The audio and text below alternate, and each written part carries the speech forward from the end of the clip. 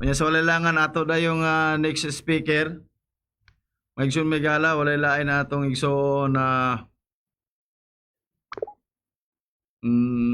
Brother Silbert Adriatico Dundiano.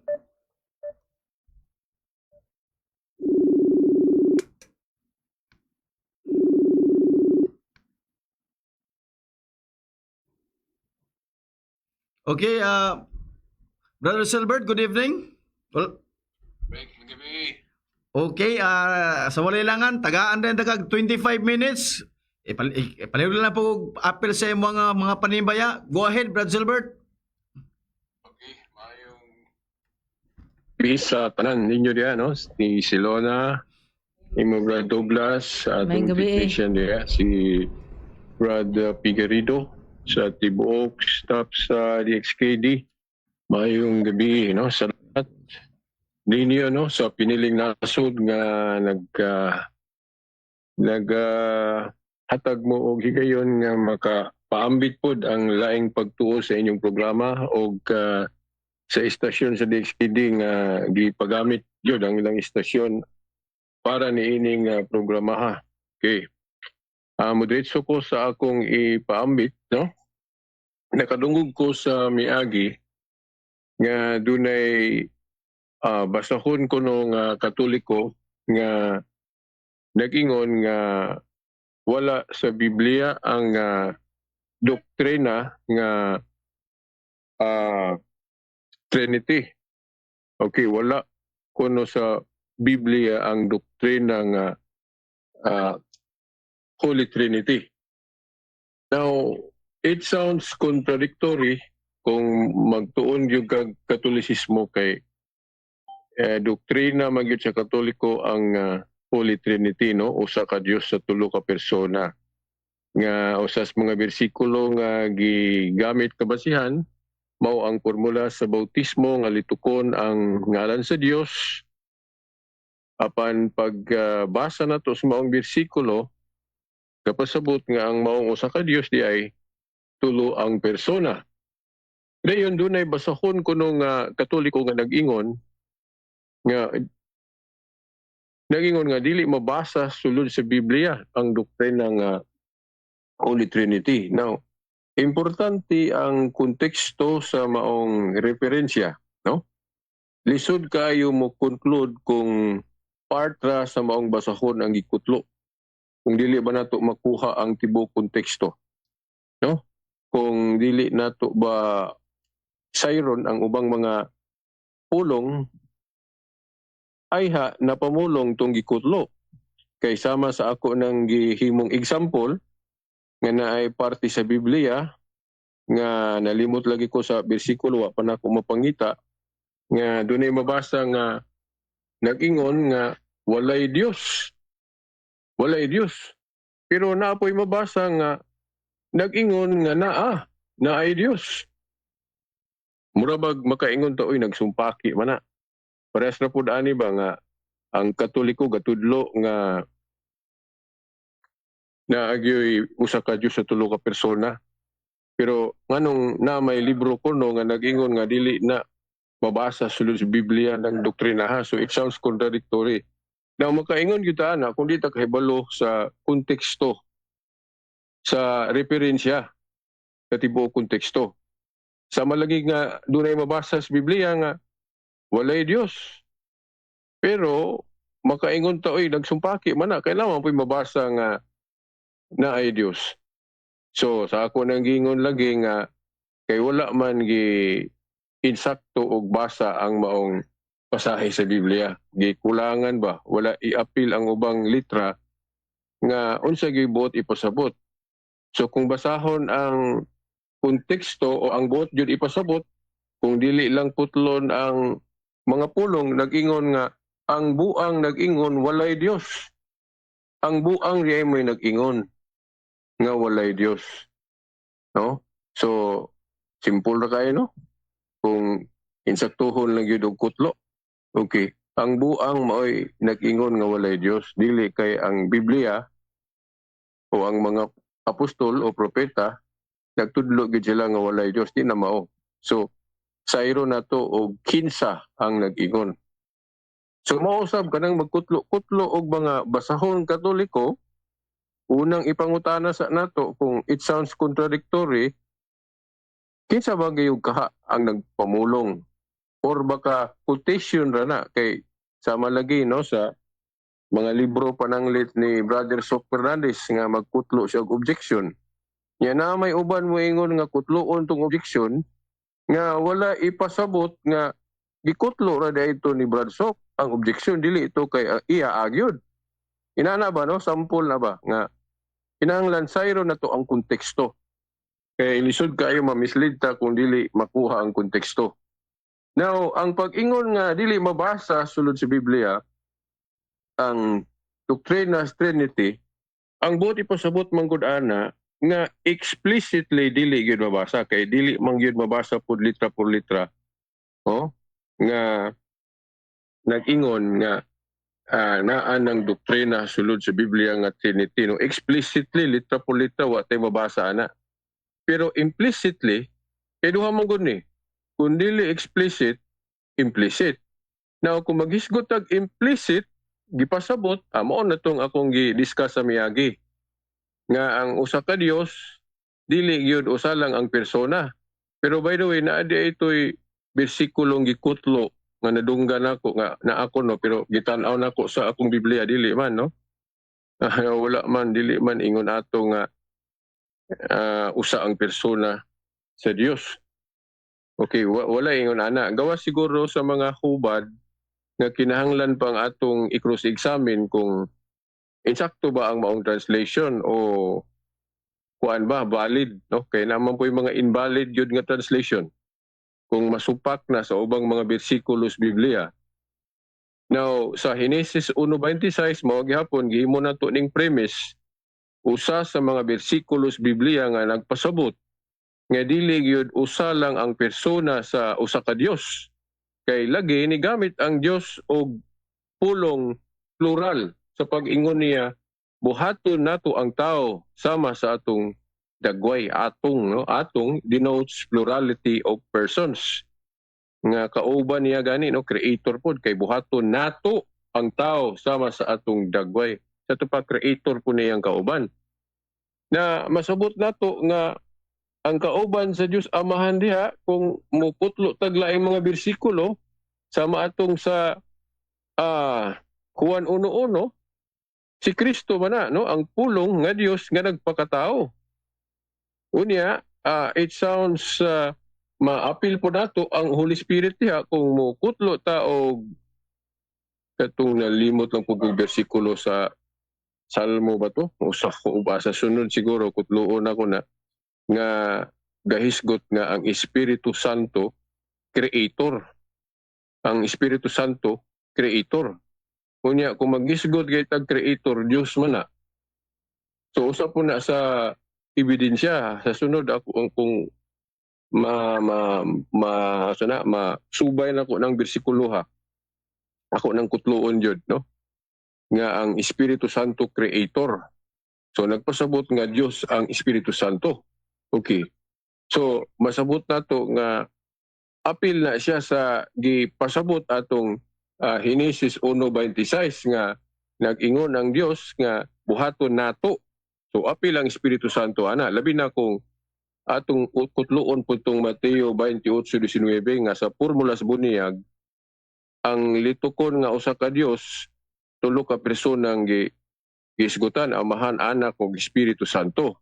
Now, nahinumdum day ko kay basin mo gawas ni nga ribatal, nahinumdum day ko sa ribatal ani ni adto nila, nga kana ko nung kauban sa Dios diha sa paglalang mga anghel.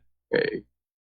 Now, ang timan-an nato nga ang mga anghel dili creator, no? Dili magbubuhat kay ang anghel binuhat man. So, ang ipasabot sa Dios diha kauban man niyang magbubuhat, no? Buhaton nato ang tao sama sa atong. So, ang iyang kauban diha creator pod. Ug mutakdo sa bersikulo laging nalimtan ako nga ang Holy Spirit magbubuhat. So, mao na. Dayon ang exact yun nga bersikulo nga gipasabot nga tulog yun na ka persona katong sa Mateo 28:19. Nga ang pagbunyag, formula sa pagbunyag siyempre litukon ang ngalan sa Dios kay ang Dios may makahugas, di ba? Kay kanang bunyag paghugas man nagsala. So kinsa may makahugas di ang Dios. Unya matod palagi magbautismo kamo sa ngalan singular kay usa ra lagi Dios, pero iniglahos og basa Amahan, Anak ug Espiritu Santo man. Mao na ang gihinganlan nato og Trinity. So balikon kus pag-ingon, kanang pag-ingon nga dili mabasa sa Biblia o makaplagan sa Biblia ang doktrina sa Trinity, ang buot ipasabot ana ang explicit statement dili mabasa. Pero ang implicit o pagpasabot na sa mga bersikulo nga ato ng nakutlo. Dayon na hinumdum ko nga gihisgutan po tong gipahayag ba ni St. Thomas Aquinas ba? Nga nag-ingon si St. Thomas Aquinas nga ang larawan ni Kristo gisimba og latria. Kay lagi kung maghisgot lagi tag larawan, labi na kung ang gipasabot mga santos gi-venerate raman sila. O kay ang larawan sa mga santos i-venerate raman gid sila kay ang gipasabtan ana ang mga santos man nga angay tahuron o i-venerate. Pero ang kang Kristo nga larawan, tama ang gikutlo sa kritiko nga INC, nga ang kang Kristo nga larawan giingon nga gisimba og latria. Now nganong niingon si St. Thomas Aquinas nga latria? Tungod kay ang gipunting sa maong larawan Dios man nga si Kristo. Unya ang pagsimba nga para sa Dios latria man gyud na. So ang pag-ingon nga adunay pagsimba sa larawan ni Kristo matod ni St. Thomas Aquinas nga latria ang iyang gipasabot sakto tungod kay si Kristo Dios man. So angay siya simbahon og latria. Gawas sa INC kay di mas lamutuo nga si Kristo Dios. So ambot og unsang klase sa pagsimba na ang ilang gihatag ni Kristo, no? Siguro naapoy laing pagsimba siguro nga dili sabton og pagpakadiyos. So murag it sounds contradictory ba kung moingon ana pod sila nga nisimba sila ni Kristo unya og dili latria sa ato pa unsa man din ang pagsimbaha. So siguro parehas-parehas siguro na as Katoliko nga kung dito sa mga santos uban veneration. Oh. Pero sa Katoliko, basta Kristo gani ang gipasabot, latria gyud na kay Dios man. Na so kung nasimba sila ni Kristo nga dili Dios si Kristo, kung usara ang meaning nila sa pagsimba latria ra, so nahimo nilang Dios-Diyosan si Kristo. Kung mao na, no? Kay gisimba man, di ba? Kung ang pagsabot sa pagsimba sa Dios ra gyud, na di gisimba man nila si Kristo nga dili Dios, so nagsimba na sila dili Dios. Kana kung sabton nato nga ang meaning gid anang pagsimba latria ra. Now hinuon taas kay ning hisgutan pa nato og ayo ning kining dula sa pag-interpret anang pulong yukbo, no? Sa uban na lang pong higayon kung dunay objection na pud lain nga madungog nako. Kay lagi depende man gud sa konteksto. So mauna nga ang giingon ni St. Thomas Aquinas nga gisimba ang larawan ni Kristo og latria sa tama lang tungod kay ang larawan ni Kristo nagpunting man niya nga Dios. Kung sa mga santos uban dili man latria, veneration raman o dulya, nagsimba ang mga Katoliko sa larawan sa mga santos kay ang gipunting ana mga santos man. Dulya. Dulya, man sa Old English mo gamit og pulong worship pero sa New English new vocabulary veneration ra gyud ang gamiton. So mao na no ang tubag ana dayon napagyud toy nalimot ko atong usa o man ako good pud ma-take note na nahidumduman lang nako. So mao na no. So mag-atang na pud tag unsa na po'y pamahayag sa INC kay sa sunod ato na pong tubagon sa sunod higayon. So karon naatay kung napatay panahon paning misgutan ning kining pagka-Dios ba ni Kristo ba? Nang moingon sila nga si Kristo namatay man. O mao nang dili Dios. Pero kahibalo man ko nga kahibalo sila unsay gitudlos Katoliko ana. Now ang Dios Kaya si Kristo, kung Diyos lang yun siya, dili yun siya mamatay. Pero kay nagpakatao man siya, buot iposabot na ana siya kinaiya nga mamatay. Mao ang iyang pagkatao. Mao nang naanay Diyos nga namatay diha sa iyang pagkatao. Dili diha sa iyang pagka-Diyos.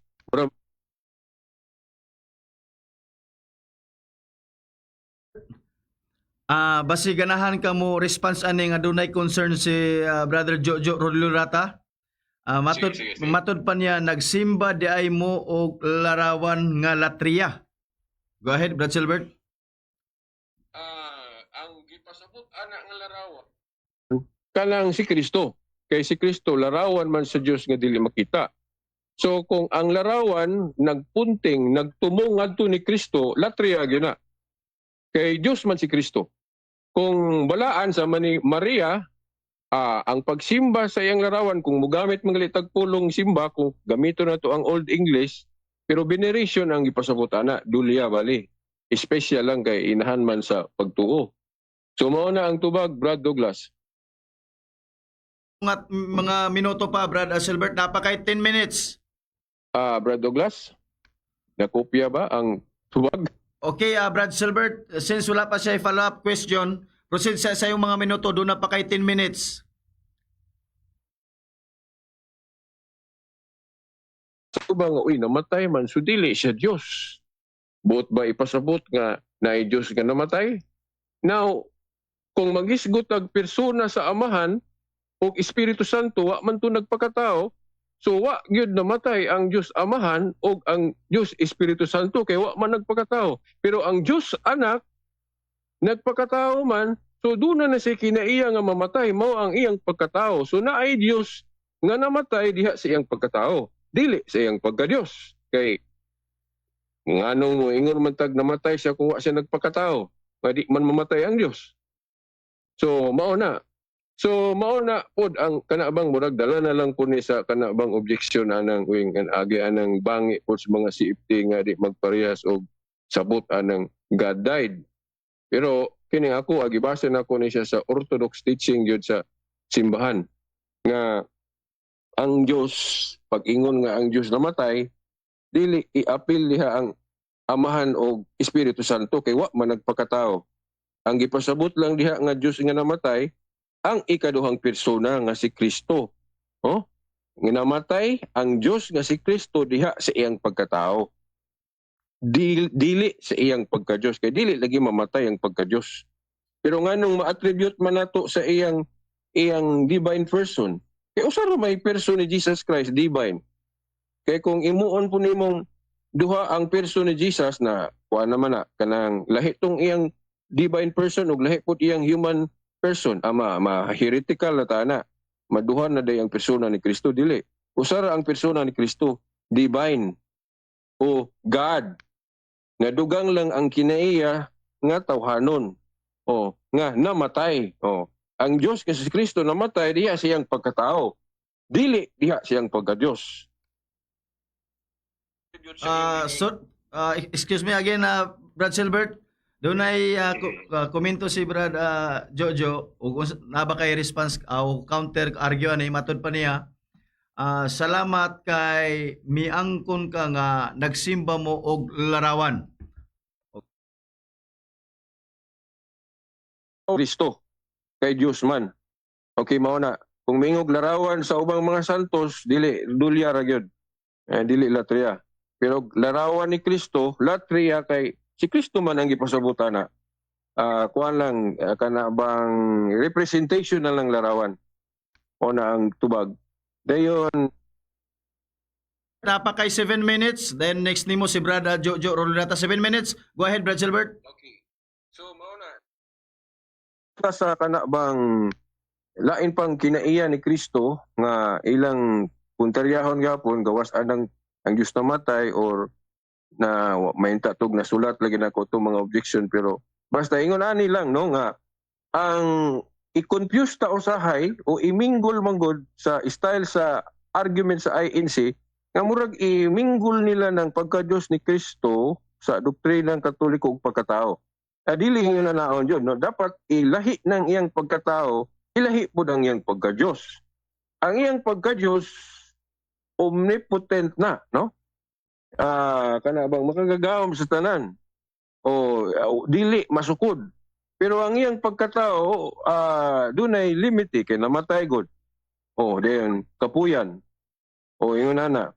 So mauna nga ang Dios nga kining anak kung dili gani mo masabtan ang iyang duha ka distinct niyang kinaiya na maglisod jud ka, no? Mao na nga ang mga Katoliko nga dili gyud sinati pag-ayo sa doktrinang Katoliko, sayon ra gyud kaayo dulaan ang ilabang pagsanong, no? Mura ba og kana bang martial arts ba kung moapil ka ana nga game, day wa kay practice, wa kay tuon. So sayon ra gyud kapildihon.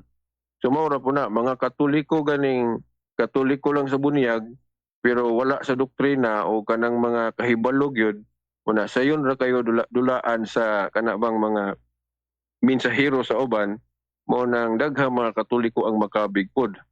Pero kung dito tas mga Katoliko nga nakahibalo na sa mga objection, nakahibalo na sa tubag, dili gyud na madala. So mao na, no, mga igsuon. Dayon daghan pa man tong mga objection jud ana pero mao lang hiwa na ako maandam diri. Pero ako na lang itapuson sa ni Bradjo o sa ni Douglas, ko na lang ning siyang tapuson, then sa sunod na lang po dayon ko mo ribat og unsay madungog po nako ni Brad ron sa INC, no? Kana lang Brad Douglas, daghang salamat, no, sa higayon. Okay, daghang salamat sa atong halandong igsoon. Galamitong usab sa atong Ginoo diha sa Simbahang Romano Katoliko, Catholic Faith Defender and Apologist, Brother Silbert Adriatico Dondoyano. Salamat kayo sa higayon nga sa imong pag-participate